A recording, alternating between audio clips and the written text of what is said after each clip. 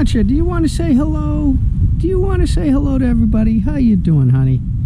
Good girl. Good girl. All right, I'll pet you in a minute. Hello, everybody. Hopefully, yeah. Sit down now. Oh boy. Okay. Hello, everybody. Just wanted to do a quick video. Wi-Fi here is not very good, so I am going to try to do a live stream with Dano tomorrow. Well, let me rephrase that. A Zoom call, not a live stream. Live stream definitely would not work. So, well, we haven't... I watched the end of the last Bill Cooper video we did, and I found it very powerful. The information that's in that book and what Dan and I discussed. And it was sometime in November that I think it was end of November we had our last conversation on this. So it's been almost 3 months. So I figured it's time to do an update. And for anybody following along, we're going to be at page 148. The price of patriotism and the price of apathy. And basically, I'll just read the price of patriotism because it's only a couple paragraphs. The price of patriotism. In the same Senate document on intelligence activities on the rights of Americans referred to on pages 166 and 167, you will find that the federal government has targeted its intelligence activities against one group of Americans. On page 166, the first classification listed is rightists and anti-communist groups. And the first group on page 167 on Army surveillance lists the John Birch Society as a number 1 and the Young Americans for Freedom as the number 2 target. Therefore, the group of American citizens considered to be the biggest enemy of the United States by the federal government at this time is the conservative patriot, and those who assert the Constitution and individual rights. Although this information has been available since April of 1979, no one has mentioned this incredible discovery that the federal government considers the patriotic conservative as its greatest enemy.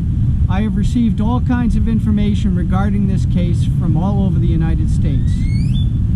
The next section is price of apathy, which I'll read with Dano tomorrow, assuming we get a call connection. But I just want to drive home that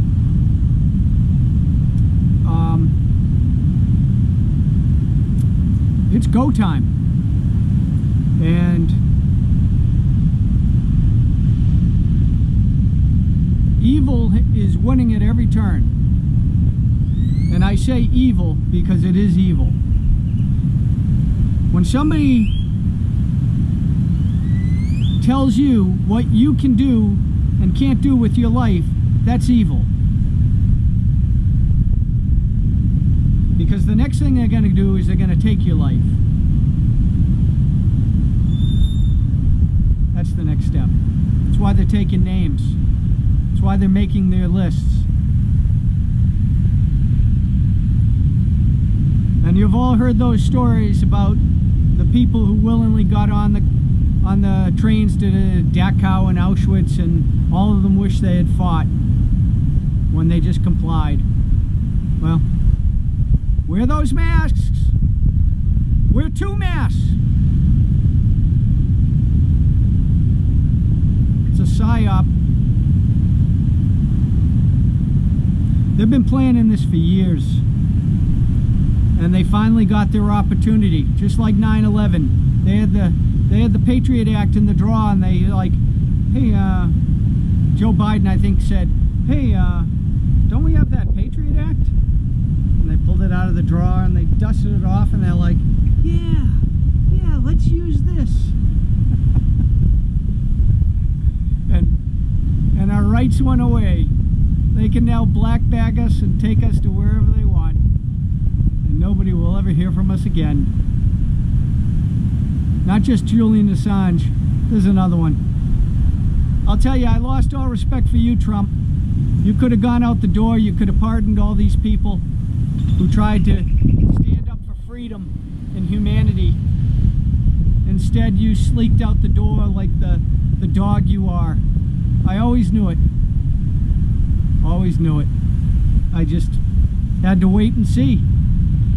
As I've always said, you let the actions prove who somebody is.